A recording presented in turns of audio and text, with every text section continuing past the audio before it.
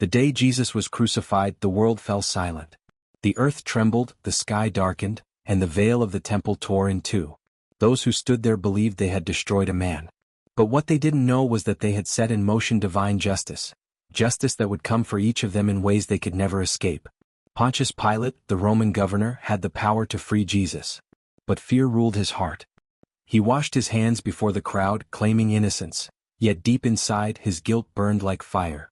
History tells us Pilate was later removed from power, exiled, and driven to madness.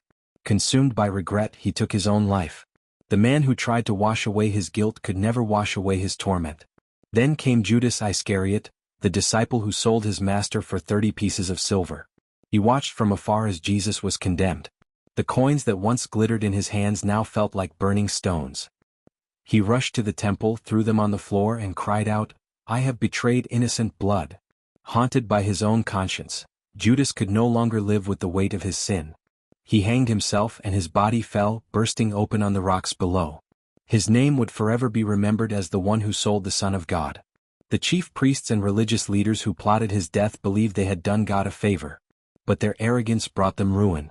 History records that many of them perished miserably during the Roman invasion of Jerusalem. Their temple was destroyed, their city burned, and the cries of their people echoed through the ruins. They mocked the Son of God. Now judgment had come upon them. And what of Herod Antipas, the ruler who mocked Jesus, dressing him in a robe of scorn? He too would face divine justice. Stripped of power and exiled to a distant land, Herod died in disgrace, forgotten and consumed by despair. One by one, those who condemned Christ fell. Their kingdoms, their wealth, their pride, all turned to dust. They had crucified the King of Glory, but the grave could not hold him. He rose, victorious over death, while his enemies fell into ruin. Their stories stand as a warning through the ages. No one can stand against the Son of God and escape judgment. He who was crucified is now exalted above all.